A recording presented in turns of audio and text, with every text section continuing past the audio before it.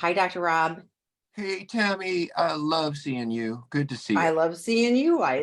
We had a little break during the holidays with everybody's schedule things, and so it's been really fun to be back together last week, and here we are again. So we're grateful for all of We're you team joining us live. players. Yes, but also for those of you that find these, and this gets converted to a podcast, so people hear the podcast, people hear or watch the video, so whatever form. But we're grateful for the participation, and I hear so often, honestly, how meaningful the resources are. So for you joining us live, your questions asked are valuable to other people, not just yourself. So keep that in mind. So we're going to start with we have 4 Got questions it. from last week. So Ready. the first one is, I finished a 3+ year relationship just under a year ago with a man I now believe was a sex addict. He never came to any realization he was an addict, total denial. And I had only suspicions from time to time that he would really qualify as an addict. I feel confused and invalidated since I never had any closure or therapy with him as a couple or individually. Is there a way to be able to tell if he qualifies as an addict? I feel for my own sanity, answers would be help in my healing. Also, as far as therapists go, what type should I be seeing individually as I grieve and suffer from anxiety? Okay. I think that's the one I'm looking at. I have 2 of them, so hold on a Yes, second. it's on image 79 is the last 2 numbers. Okay. Right, I got it in front of me. Okay. So, I mean, Tammy, you're probably going to lean into this too, but what struck me about this most importantly was the first line, which is I just finished a relationship. And one No, of a the year hard things, ago. So it's been a year, right?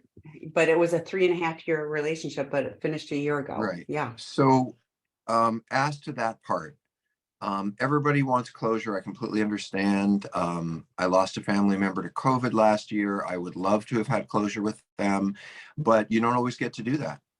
And when someone is an addict, they kind of drift around. They go from here to there. They make things unclear, as you've already discovered. So here's the bottom line. If you're not with someone anymore, then how they're living their life is not your concern. And if you're looking for answers to what happened, you're going to have to find that inside of you, because it is not, you went to high school. It's never good to say to someone, okay, why don't you like me? Because that's an opening to be hurt. That's an opening to not get answers or get, so if bad things have happened to you in relationships, I really love that you're saying, I feel blah, blah, blah, blah. You said something. I feel confused and invalidated since I never had any closure. Right. I would imagine that getting some support for that, whether it's talking to someone in one of our support sessions, or there are a lot of resources for people who've just ended a relationship. But let me be very clear. You have ended this relationship. So your sanity, as you use the word, cannot depend on what happened in the past. In our program, in our work, I just wrote this to my niece just went through a program, and we were talking about what it's like to be out for the first week or two. And she's saying, well, I regret this and I regret that. And I'm worried about this and I'm worried about that. And I said, look, it is one day at a time. And what that means is the past is over. It's over. And you're not together anymore. And it's been a year. If you have problems choosing good relationships, there's a lot of support for you. In fact, I would write Tammy at TAMI at seekingintegrity.com, and we will give you some direction and support for how to deal with the fact that you may choose bad relationships. But as far as what happened, and you may even want to examine that one as a part of your looking at yourself. But I do not believe, and this is just my strong opinion, I don't know you, that going back and examining what happened in detail to try to figure out why he didn't get it and what he's got to work on. And, that really isn't, and I'll say it in the most nice way, but we say this in our work, it's none of your business what he does with his life or how he does it. In fact, we have a saying, what you think of me is none of my business. So, if you told me in a relationship you were struggling, if you told me you had kids, if you told me, but you're saying this is over, so you need to move on. And whatever that means to you, and usually means grief. And I'll say one last thing to you is remorse. I wish I'd done it differently. I wish we'd had closer. I wish I had known more. I wish is part of grieving. You know, when my family member died, I thought, oh, I wish we'd said this and I wish we'd said that. And so it may well be that you're in the process of grief, but if you're grieving for a year for a 3-year relationship, I think you have some work to do in therapy or perhaps in some support groups.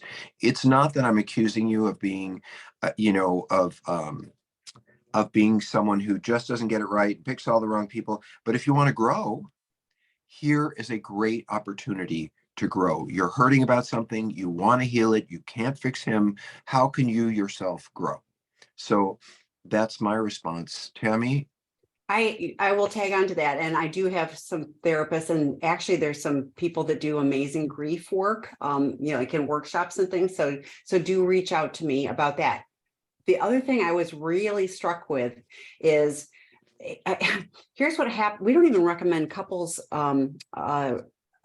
therapy for people when they're in active addiction. If you believe he was a sex addict. So I'm thinking he would lie, he would blame shift, he would put it all on you. So you still wouldn't get closure. You still wouldn't get the answers.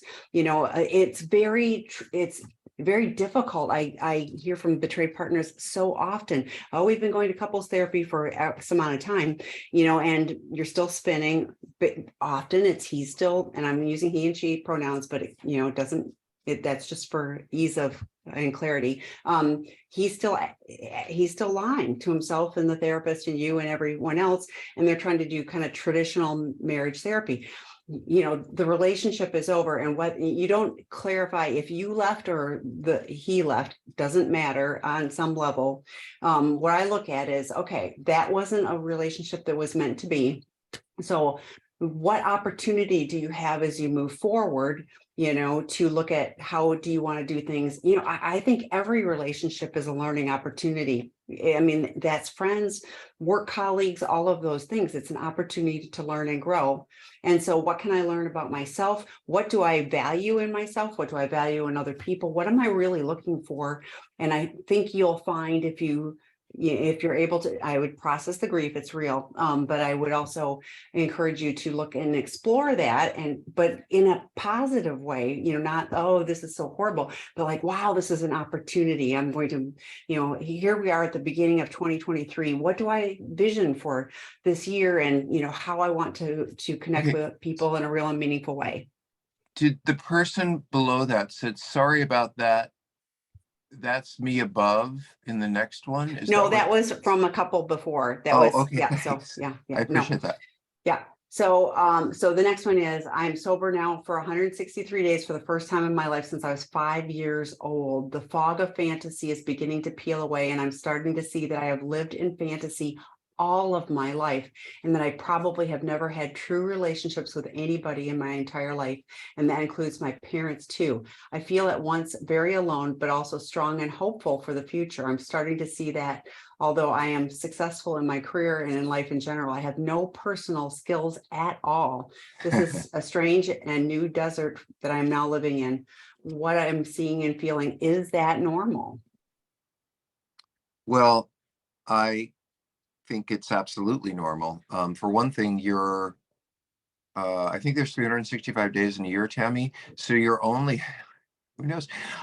So you're really only a third well, more or less a half away into a year. And that is and I'm so personally thrilled for you that you're having these insights and you're growing. And yeah, you will find that as you do this, that unfortunately many of us have a lot of trauma from the past, and the acting out kind of covers that up. But when you go and you really take inventories of your relationship, your life, you begin to see how the past relates to the present. So I'm really glad that you're doing that. um, I love that you're feeling, I know you're feeling alone, but you're also feeling strong, and I think that that is important to pay attention to. So suggestion, I don't encourage any relationships in the near future. Get your year, because you need to be able to define. You said, I don't have any personal skills at all. Well, first of all, they will come at your meetings. To be honest, I've insulted a few people in my life. Maybe Tammy knows that. But in my pardon me, in my 12-step program, there are people willing to say that hurt my feelings. I didn't like it. Could we do it differently? They're not going to run away from me. They're going to see me at the next meeting. So I have troubles. I say, can we go out for coffee? I mean, there's so many ways that you can learn the skills. And what it is a skill set to date, to build romance, to be thoughtful about the people you're with. And if you didn't get it growing up, you're probably not going to have it now. I know there are things I can never fix in myself that are just so deeply buried but what I can do is say, oh, that didn't work out right. Let me think, oh yeah, that has to do with my own issues. Or wow, we had whatever it is, and I wonder how that relates to what I struggle with. So all of this is opportunities for you to grow, and you are in a great place. The other thing I want to say about the last thing you said is really difficult. I think you're a man, you have a man's name. It is really difficult for men who do well in their careers, in their work, in their development of a profession, in financial gain. I'm not saying that's true for every one of us, but for those who have really felt good about their professional careers, it makes us crazy that we cannot figure out our personal lives. It's like I am a 9.5 in my professional life. I'm kind to people, I'm engaging, I'm doing well, they appreciate me as a boss or whatever, but get me in a date and I'm 4 years old. And I think that is an absolute requirement for doing this work. You wouldn't be where you are. So I think this is the incongruous part that some of the people I work with really have to tackle, which is how can I be able to get this so right? And I can't get that right at all. And my clue to you is you can ride on your intelligence, your education, and your interactions with people to grow yourself as a professional. But you need other people who are struggling with relationships and struggling with sex and struggling with dating to really get a sense of how to do that right. You will never, here's a piece of loving advice, you will never do it alone. You've already tried. You've screwed it up. You don't know how. Great. So go to your 12-step meetings and say, I might have a date and I'm not sure how to do that. Can somebody hang out with me? Can they give me a call? Can they go coffee with me so I can just understand? Do you have a sponsor who you can say, hey, preferably someone, by the way, who's been through this? They've had successful dating. Maybe they're married. Try to follow the direction of others. One of the things I love about the process that we're in, and I would think Tammy and I could both say this, is even after many, many, many, is that too many manys? Even after many years of working on ourselves, I hear new things. I go in those rooms and I still see role models. I still see people I aspire to their thought process, or I aspire to the way they have empathy, or I aspire to the way they work their recovery. And so it's a never ending learning process. And in that process, you are teaching others who walk in and they don't have a clue about. For instance, there's some people in a meeting who don't have any of the insights that you have, but you can share that and they too will grow. So I hope, and I didn't see it when you say sober, that you're in a 12-step program, that you're in therapy to look back on how the past affects the present. You are an ideal place to grow, and I hope you take advantage of that. I love what you just shared. I love that this person has so much insight for someone very early in recovery, that you understand that. I mean, like Dr. Rob said, it's kind of like you're a 5-year-old, and because that's when everything got shut down. And that's not demeaning, that's just a reality. But you can grow up in those things. And what Dr. Rob said about 12-step and the recovering community, and we learn from each other and support each other. And yeah, I still go to meetings, and guess what? I learn from people that have more recovery than me. I learn from people that have less days in the program. It doesn't matter. It is really what, something somebody says. I don't care how long they've been there. Like, it might really resonate and go, oh yeah, so commit to the process. I love what Dr. Rob said about commit to not dating anyone for a year. I think So you that's know really what you're important. doing. Yeah, give yourself the space to learn. The other thing, Dr. Rob has talked about this before, and it applies to the other one as well, but the dating posse, you've talked about, like, get people who know you, who can help you figure out, who would be the right fit for you, and who would be huge red flags. But dating is a process. And if you go at it with, I'm going to meet new people, and I'm going to, like without, I'm going to find somebody to be with forever, the rest of my life. If the intention is, I'm just going to practice dating skills, that can be interesting of itself. So, but I really love that. I mean, there's a lot of really valuable insight, and ownership. That's the other thing, in what you're sharing. So keep coming back. It's worth the journey, right, Dr. Rob? It's not an easy journey, but no pain, no gain. Yeah. And all the It's, things that have happened to you, and I can absolutely say this in all the work I do at Seeking Integrity with the clients, all the groups I run, all the time I spend in that residential program, every skill I have comes from, is a reflection of the very things that I struggled with in my addiction. My ability to see and assess, and almost immediately understand what's going on with these people. It's why I do these consultations for 2 hours, because I don't know that every therapist could get the heart of the matter and give direction in 2 hours, but that is my best skill set. I'm a good therapist, a good business person, but really understanding what's going on with them, someone as they talk to me in the beginning, that is my skill set.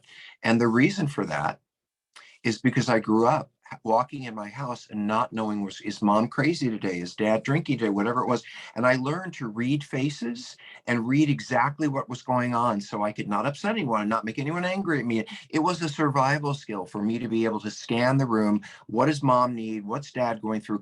So look at how helpful that has been to me as an adult, is to be able to scan people, see what their needs are. So we have this thing called the promises, which, Tammy, I would love you to talk about, because by the way, the promise is probably the most important thing I ever heard in a meeting. I cried when I read that a few years in, because I thought, oh my God, is it possible that who I've been and what I've done can turn into something positive? I don't see how that could ever happen. And yet here I am. So Tammy, can you say something about the promises? Because I think it's so essential.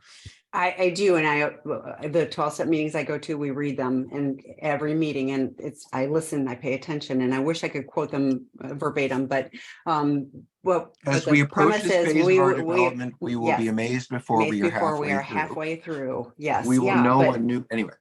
yeah, well, yeah, but it's like all the things that were problematic, fear of financial insecurity will leave us. We will this is my favorite. We will automatically know how to handle situations which used to baffle us. I just felt like I spent a lot of time being baffled. I learned, and I have pretty good discernment, with a lot of things, but, there are promises. And the point of that is before we are halfway through, if we're willing to do the work. So when Dr. Rob mentioned the 12 steps, steps 4 through 9 are the meat of the program. And if we're willing to do the work, not sit around stuck on number 1 or go, well, it's been a year, but I'm hanging out on 1, 2, and 3. I haven't gotten to those yet. It really is. We have to into action, which is in the big book as well. Then that's where we start to make those shifts. So that's where we start to grow up in the, in the program emotionally, whatever ways that we are, immature, and we are when we come into those programs, because it's all about me, my addiction, yeah. I mean, we hold on to those, we hold on to those things at the cost of ourselves and everyone else. So anyway, next question. So and now I'm switching to number 80, the bottom half.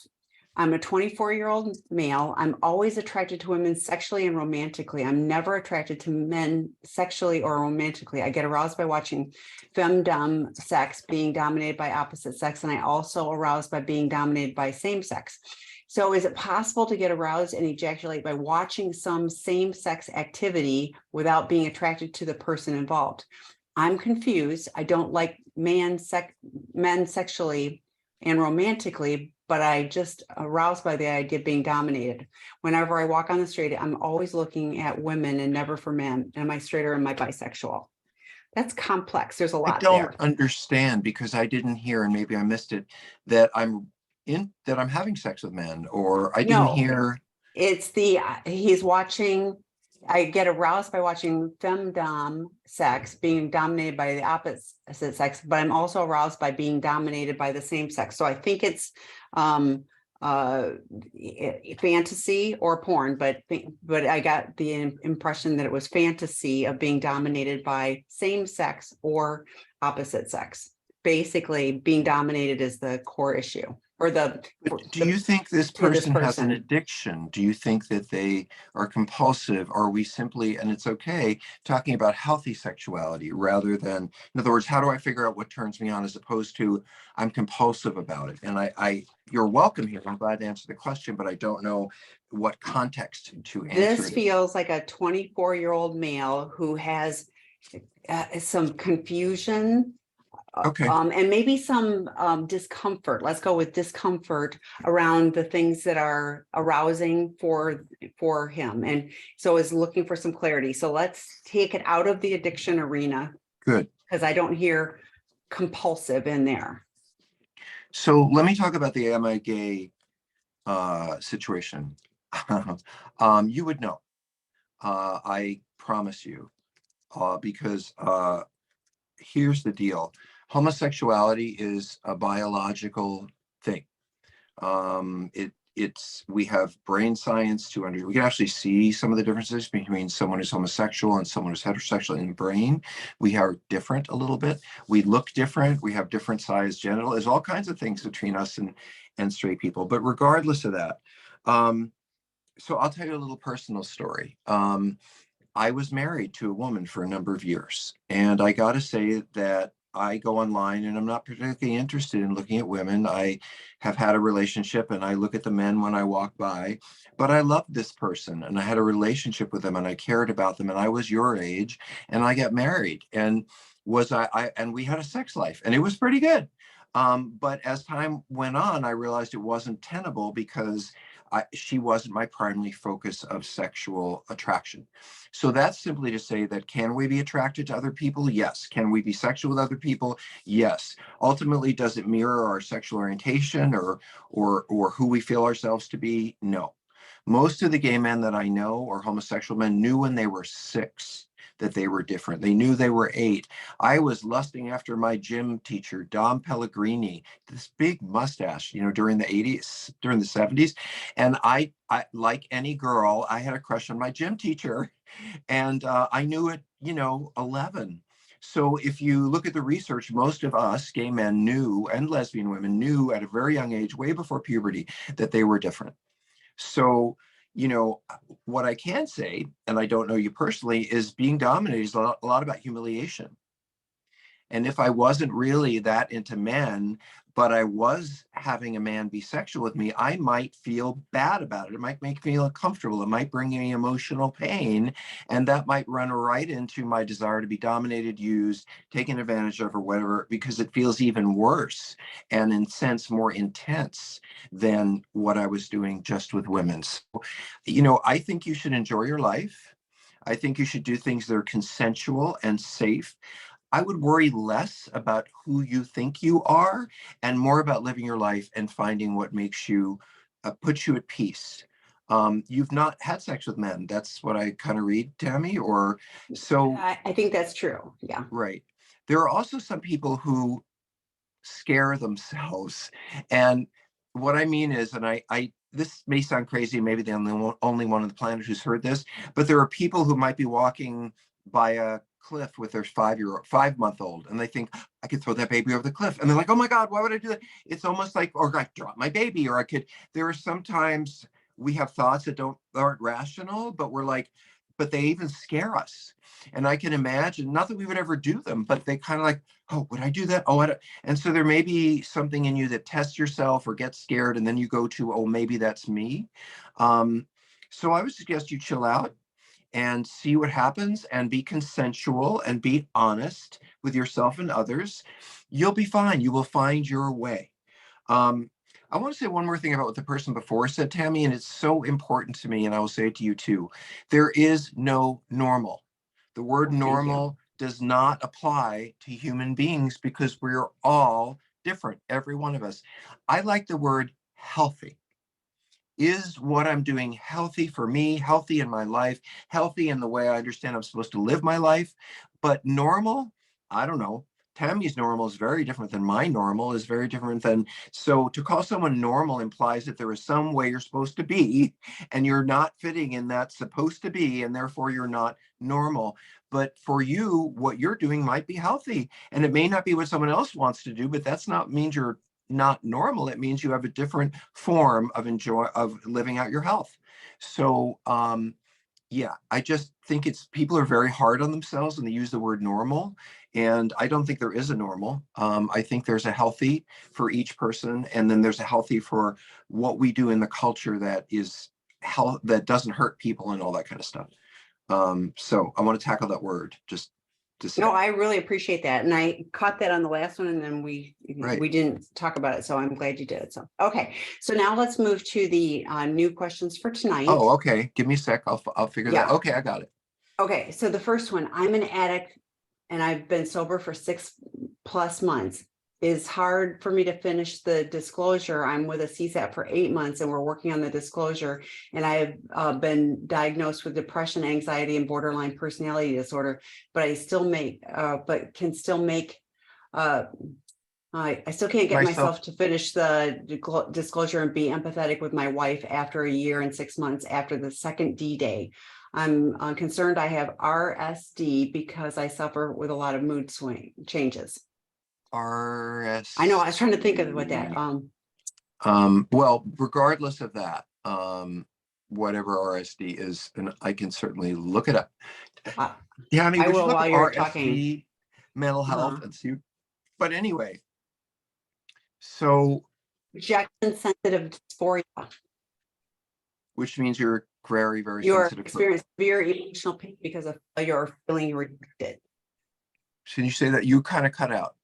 It's a rejection sensitive dysphoria is when you experience severe emotional pain because of failure or feeling rejected. Okay. It's Well, often linked to ADHD. I want to say something. So Tammy, I'm going to ask you, part of what I do for a living, it makes me really one of the best, is my ability to challenge and confront what I think is not working for the person. And I have no judgments. I don't care who you are, what you do. I'll never meet you. I don't know you. But there are certain times when I feel like I have to be very direct. And this is one of those situations where I really feel like I need to be very direct with you, because this question is not individual to you. It could be any person in recovery. So, do you think that all of us don't have mental health issues? I am bipolar. I have depression. I have anxiety. I have lots of issues. And then I have personality issues, which Sammy could probably tell you about all day. But that doesn't prevent me from doing the right thing. And what I don't like about what you're writing is, God, my language, I really want to say this. I don't really care what you're going through. I don't care how depressed you are, how anxious you are. If you're going to go kill yourself tomorrow, that concerns me. If you're going to go kill someone else tomorrow or throw a baby off a cliff, I'm worried about you. But this is painful for everybody. This is difficult for everybody. And I don't think, despite the fact that you said, I I can't get myself to be empathic to my wife, you're right, because you're putting yourself first. How can you make your wife suffer through 8 months of not being able to have this information? How can you do that to her? I don't care what your sensitivities are. It's not about you. It's about respecting this woman who you've put her through hell. And I don't care how depressed you are, how unhappy you are. If you're really having that kind of hard time, and I really mean this, we have a treatment center.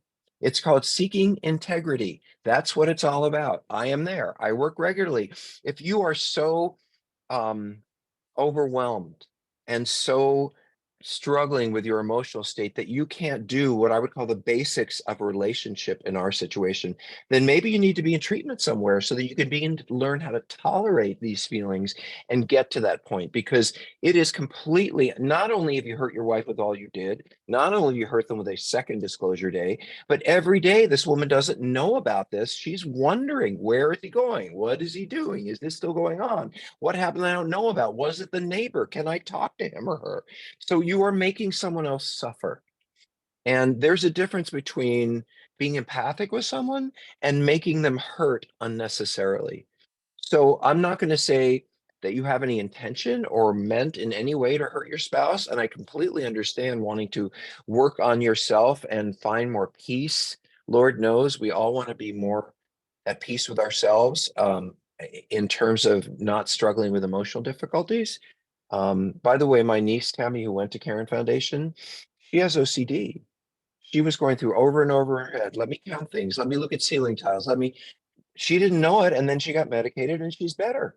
So I, I hope that you're working with somebody really healthy and good.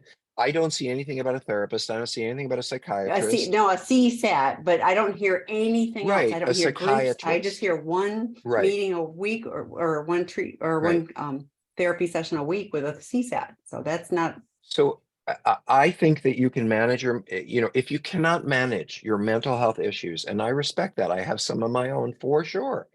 If you can't medicate them, stabilize them, find a way to tell the truth and tell it faster. If you can't find a way to stop hurting your wife despite your best efforts, then you should be in treatment. You should be in an environment where you are safe and getting support, and working through your vulnerabilities with a lot of people around you and therapists so that you can move forward. Because what I hear basically is you're stuck. And I respect stuck and I understand stuck and I've been stuck. But talking to us and a therapist once a week and maybe going to some meetings, that is not how you're going to get unstuck. This is a much more challenge. You are more challenging because of your vulnerability than your average person and average person in recovery. And you may need more help. A lot of us have a few emotional issues, but mainly it's trauma related, or, but if you struggle to get on along in life because you're so sensitive, you're so reactive, you're so anxious, then you need a different kind of care than you're getting.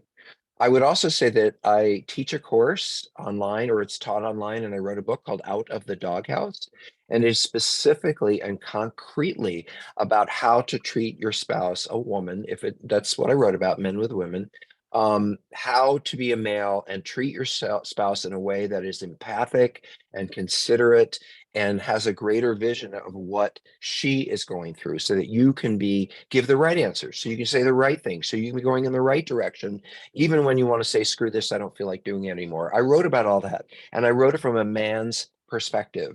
This is me saying, if you want to be in the relationship, you have to do this. If you don't want to be in a relationship, you have to do that. If you want to make your spouse feel more comfortable. And then we sat down and we wrote a course.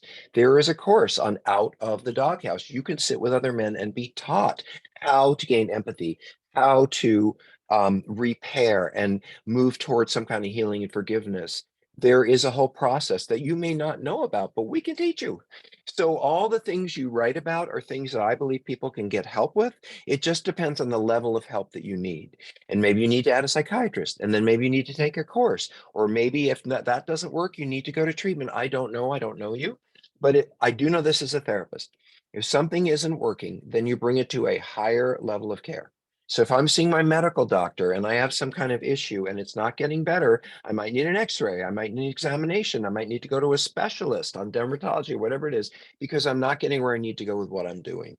And I always say to guys in my office when I used to do private practice, they'd come in and they'd say, oh my God, I've been doing so well and I had a slip. I returned to old behavior. And I don't say, how could you do that? Or what's wrong with you? I say, wow, you must need more support. Maybe you need to go to 2 meetings a week. Maybe you need to see a psychiatrist. Maybe you need to go to treatment. So when someone is struggling, our response is to up their level of care, because what they're telling us is they're not able to make it here, so they need more. And you can call Tammy, TAMI, at seekingintegrity.com. We know professionals around the country. We know psychiatrists. We run a treatment program. I think that you might say to your CSAT, I'm not making it. I am struggling. I don't know how to get there. And these kind of issues are not necessarily talk therapy issues. They require a team. We have a psychologist and a psychiatrist, and that's what places like us offer, a holistic view of all the issues that are feeding into this. But my last comment is, you're way too obsessed with what's wrong with you. And you want to be empathic to your partner, put your shit down and say, my priority is making my spouse feel it's safe, at peace, no matter what.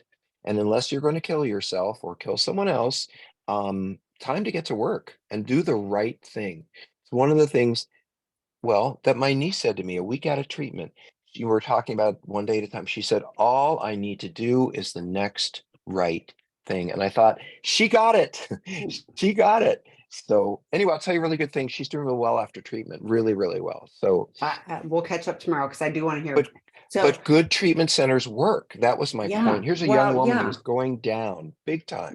And she said, thank you for helping me get there. It saved my life. And I believe that. Well, we saved not only life, but we saved marriages. We saved families. And Tammy and I will tell you this, even though it's a little bit of a secret. As much as I want to help you, I'm very interested in how can I help your whole family? How can I help your community? How can I help your children?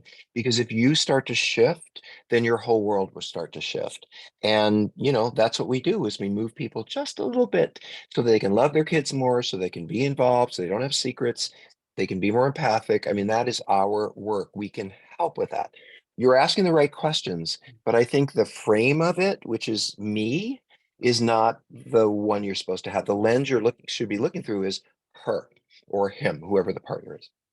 Tammy, anything from you? So two things, because I quoted you on the, when this isn't working, you need a higher level. I said, I said it today to somebody else. Dr. Rob says, if what you're doing right now doesn't work, you need a higher level of care. So thank you for affirming that on a recording. And then the other thing I thought too is like, wow, this person is highly focused on all these labels. And like, to me, I shared with somebody, it was an alumni of our residential program that had diagnosed ADHD. And I said, it's not an excuse not to do the work. You just have to work harder at doing the work because to remain focused. Right. Like you have to come up, but I have ADHD, but you know what? I have a million notes around my desk that I see so that I can manage that. Like you Thank learn to God. do things. I know, but you learn to do the things that you need to do in order to be successful doing life. It isn't, oh, I have so much stuff, I can't do it. No, it's like I have to be more dedicated and more intentional about that. So I want to okay, give, I'm next, sorry. go ahead. I just want to give a metaphor that I use a lot for everybody um, who struggles like this or in any way we do. If you're here, you're struggling. Life is like a track, like a running track. And I truly believe that healthy people, they get out there, they're ready to run, they've stretched, and they may fall down once in a while, but basically they get around that track and they make it through kids and family and whatever that track is for them. We can get around that track. I can get around that track, but I might need someone to help me. I might need a cane. I might need a wheelchair. I might You need need, a running you know, coach. I might need a running coach, but ultimately I'm not going to be able to do it the same way healthy people do because I'm not healthy, but I will get around that track. I will have love. I do. I will have relationships. I will have friends. It's harder for me. And that's why we have sponsors. That's why we have therapists. That's why we have treatment, is to help you get around that track, even though you may have a broken leg or you may have disabilities or, these are disabilities.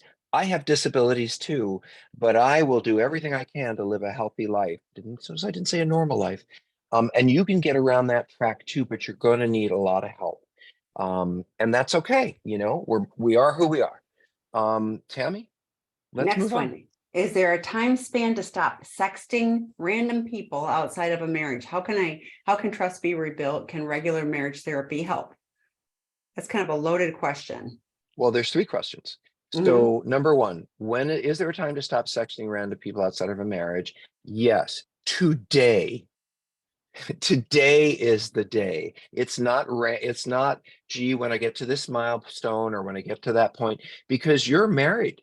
And every time you do that, you're not just hurting yourself, you're hurting someone else. Again, you're misleading their trust, misguiding their trust. You're letting them down. Even if they're okay with it, you're distracted from your relationships. So trust me, the time span is, if you're asking that question, then you already know the answer, which is right now. Can I say that again? Start Mhm. your healing now. And whatever that takes, whether it's going to groups, whether we teach sex addiction 101, we teach porn addiction 101. Are you taking a class? Are you going to meetings? Are you seeing a therapist? So if you did and you were in our world, you would know that it is not okay to sit around and struggle with any part of the problem. You could struggle with it, but to say, well, I'll keep doing this until then, or that's not it.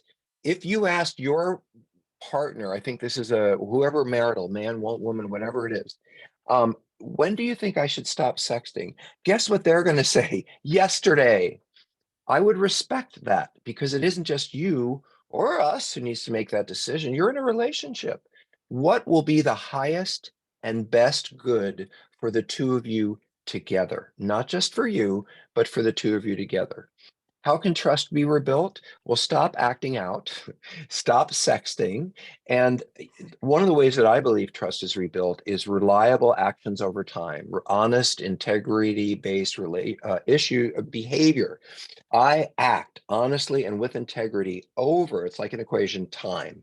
And so how can trust be rebuilt? By you're going to 12-step meetings, by you're going to therapy, by you're getting a sponsor. In other words, having a visible plan of action that your partner can see.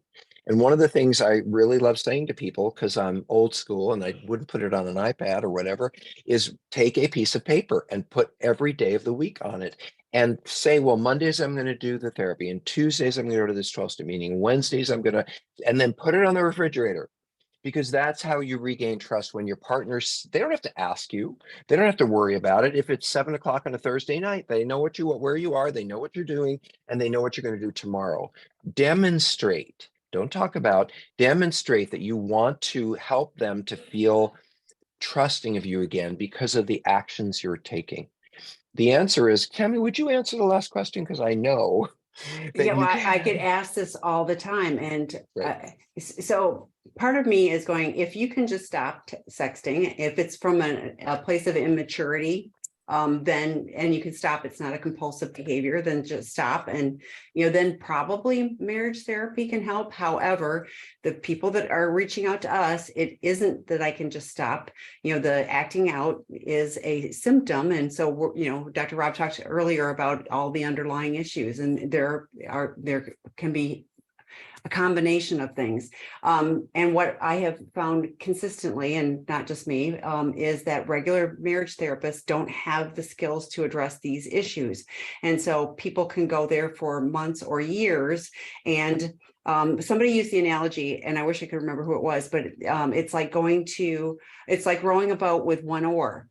The person who isn't, the betrayed partner is rowing like crazy, showing up for marriage therapy and being honest, and the other person isn't showing up. They're still holding and lying, and so the boat's going around in a circle, and so lots of time and floundering can happen. So with this person, you talked a little bit earlier about your expert consultations, and those can be really impactful for a couple They finding are, out because how I kick to butt. identify the issues. Yeah, but you do it in a loving way. I mean, it's I'm like with really, compassion and yeah, empathy, but yeah, yeah, yeah. I'm not gonna, You don't I'm mince not gonna words. push aside the problem to help people have a soft ride. They're paying me to be very clear about what's going on, what they need to do. And people don't see things, or they'd have their own answer. So that's why I'm sitting there doing this. But sometimes, as you just heard, I will push people because they don't know how to get to the bottom of what they need to look at. They keep pushing it away. One of my skill sets is I can push back. And so, it may well be, oh, by the way, about marriage therapy in my world, Tammy, and I know you know this, almost every couple that I see, and I mean most of them, a spouse said, let's try marriage therapy. You're having an affair, whatever. And they went into marital therapy and it was useless because the person was lying. And Exactly. really That's like the boat. lying. I'm paddling and the other But person now you're isn't. paying for it, and Yes, understand when you go to marital therapy, there's an implication to your spouse that you really want to work on this and do whatever you can. And there you are not saying anything, and even worse, blaming your spouse. So and the other thing is, I agree with Tammy. If you got cancer, you don't go to a regular doctor. Your marriage is on life support. Maybe you should go see a specialist before it gets worse. And we know them. Tammy and I, TAMI at seekingintegrity.com, we don't get kickbacks from therapists, but we have been in this field for 20 years. Tammy knows, Carrie ran one of the thousands. training programs. She That's knows right. in once I'll be like, Tammy, can we find someone in Ohio? And she'll find, and there are 30 people who do what work we do in Ohio, but she'll pick out the two that she knows personally, who knows they're doing good work, or people who drop in. I do a consultation group for therapists every week, and I don't charge, just like you guys, because I want them to get it. And I can't tell you, those are the people I trust. The ones who are coming in every week and they're saying, I don't know how to do this. It's funny because I'll just say it this way. The addict who's leaving therapy, leaving treatment because they're just moving on with their lives, or they've been through our treatment center and they're getting ready to leave. The one who says, I've got this. I think I understand this. I know what to do next. I feel like I'm going to be fine. I worry about that person because this is a lifelong struggle that you have to deal with every day, and no one's going to be fine. So it's the person who says, I'm really worried. I'm not sure if we're going to make it out there. What that means to me is that they are going to be very focused on doing the right thing every single day because they are aware that at any time, without really staying on the direction they're supposed to, that they're going to end up making a lot of mistakes. So I don't think marriage therapy is helpful until you guys get to a place where you're both working on yourselves. And when you say I'm still sexting, and that tells me that you're not in a place to be in marriage therapy because you're still doing the very thing that is making them upset. So what's the point of marital therapy when you're still hurting the relationship? Uh, you need to go to meetings, you need to get in recovery, you need to see a specialist. This is not a hard thing. For us, this is like, here's the problem and here's the solution. At this point, it's very clear to me what needs to happen. And because you're asking the right questions, by the way, good questions, but now you need to do something about it. So Porn Addiction 101 work group starts tomorrow. I also put in the chat the link to, it's on Seeking Integrity under work groups. There's Out of the Doghouse. For someone like this, I would probably start with Porn Addiction 101. Sex Addiction 101 starts February 3rd. That's, so if there's in-person acting out, that's a better choice. Porn Addiction for in-person acting out, but more is on that site, but you can always email me and ask if you have questions. Okay. I want to, well, okay, you go ahead, Tammy. I don't want to take too much long. Let's keep going. Okay. He stays, something states in recovery, still gaslighting and denial. Last week, after 8 months post-therapeutic formal disclosure, he disclosed that he had been with prostitutes. Oh, now he agrees with polygraph. So tired after 37 years of lies, wondering if he is in the 50% who did not make it. I have asked him for a 3-month therapeutic separation. He is constantly asking me to come back. I believe we are trauma bonded. Send him to a treatment center. Yeah. This is somebody who, we have a path, we have opportunities. Am I going the wrong direction? Yeah, Tammy? no. I just like some of the stats and some anyway. So Go ahead. Why don't you start? No, I'll please, jump no, in. please. You're on. Go. You're doing great. Well, look, I've started recovery and fell on my face and started a recovery and fell on my face. But I knew when I was falling on my face and I knew when I needed more help and I knew when I was doing the wrong thing because every step along the way I said, oh, this isn't the direction I want to go. I knew what I wanted. I knew how I wanted to live my life. I knew that didn't want to hurt anybody anymore. In fact, the primary, I don't know if Tammy knows this, more than not looking at porn, more than not going to see sex workers, whatever that was, the most important thing in my beginning of my recovery was to not hurt people anymore, to not have sex with married people, to not lie to my spouse, to not give someone an STD. Not hurting anyone was my primary goal. And you have all the things you need. If you went through therapeutic disclosure, you have some kind of support because therapeutic. I don't know about 12-step programs or I'm sorry, your spouse has. It looks like you guys have some information. But after 37 years of being together, and I think he's still lying, he's still gaslighting you, despite where you're at. No wonder why you want a therapeutic separation, because you don't want to be hurt anymore. So if this man is at this point and does 8 months, doesn't see you, continuing to hurt you, doesn't understand, now being asked to leave, to me, that's someone who doesn't get it. And they really need, and by the way, I won't say all, but when many of the people come to treatment, it's because their relationship is going to fail. And if this person you're involved with a relationship who doesn't understand what it means for you to kick him or her out of the door, then I don't know if he's ever going to get it. And trauma bonds, I think you should read Prodependence. I wrote a book about this, about how yes, likes do attract each other, and that is an opportunity to grow. Um, the same thing that makes you trauma bonded also gives you the great look. How do I say this? One troubled person can do great. Two troubled people, when they're both dedicated to healing, are going to do better because they're learning lessons together and they're growing together. It's not that you're trauma bonded, it's that your partner is not working on this. So I don't know what they're not getting, But, feel free to tell them to call Tammy. Feel free to tell them you don't want them home until they go to some kind of treatment. Feel free to get them in the courses. By the way, I didn't explain the courses, so let me quickly say that. A lot of the work that I've written, because I've been addicted a bit to writing, so I've written 9 books or something like that. Much of the work I've 12, written, but who's like counting? Codependence, like Out of the Doghouse, like Sex Addiction 101, they're all books. And what we worked on as a team, and we said, if people were going to get this, it's not just reading the book.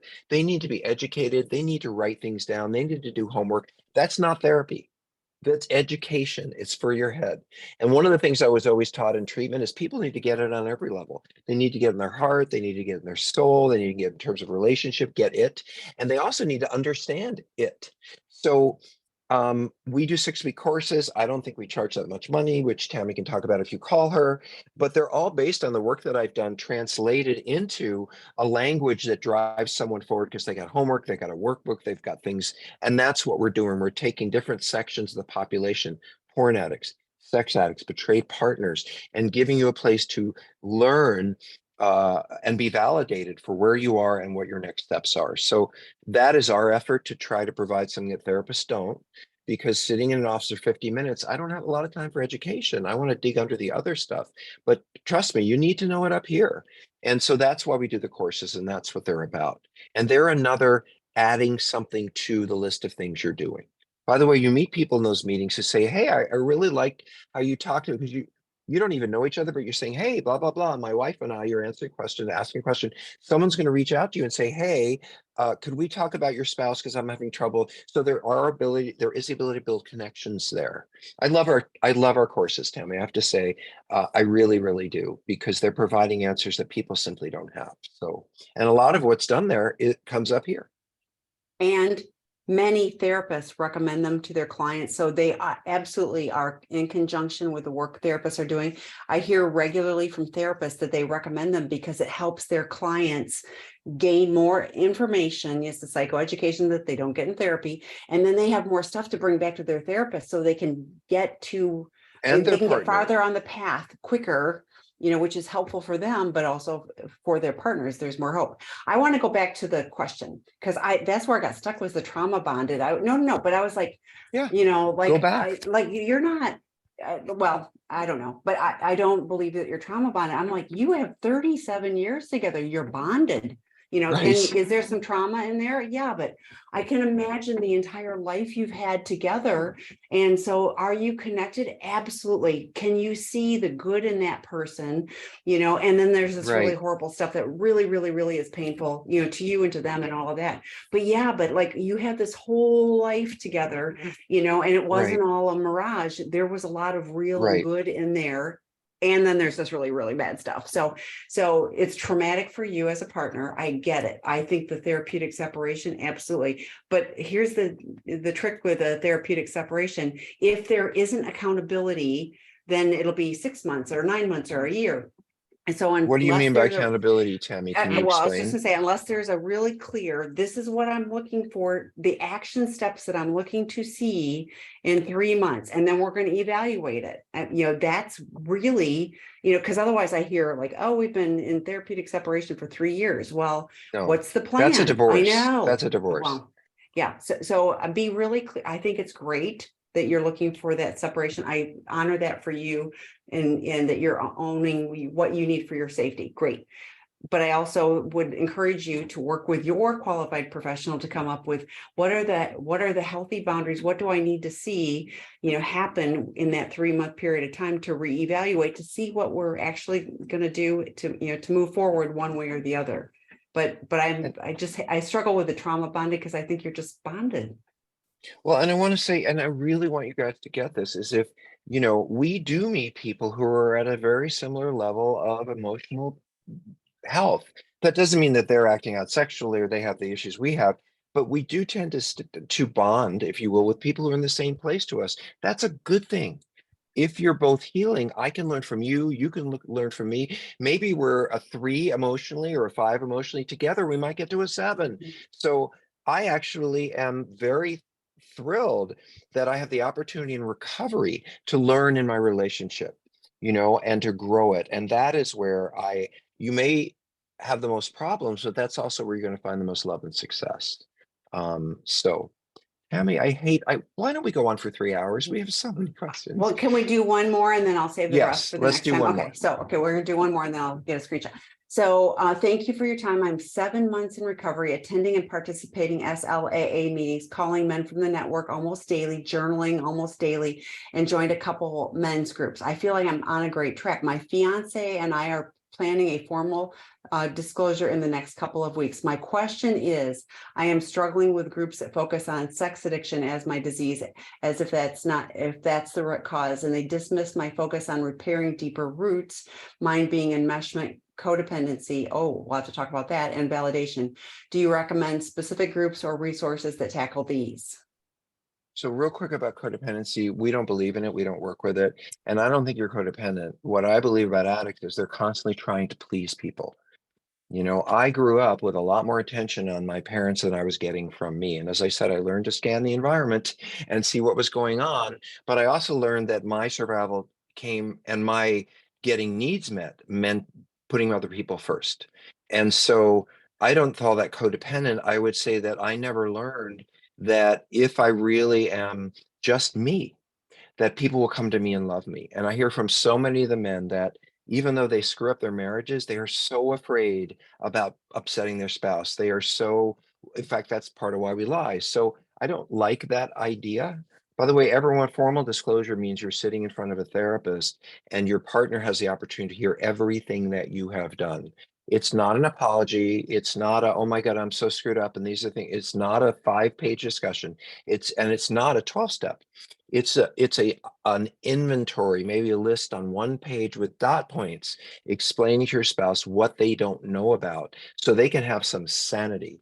But going into the details and all that, and apologies, and that's not why. We do it to restore the relationship to some kind of even keel where there aren't secrets. The last thing is that in 7 months, you're not ready to focus on enmeshment and codependency and validation. We do work on those in treatment of seeking integrity, but I've got someone every single day and night for weeks. But in an outpatient setting, you have got to stabilize your sobriety. 7 months is not enough time, in my mind, to start dealing with underlying issues because you just started understanding the whole thing in the moment. You just started to figure out what your problem is in real time. So let me say one more thing. Every man who comes to seeking integrity, and when I was doing outpatient practice, and woman too, because I treated women for a long time, they come in with this question: why?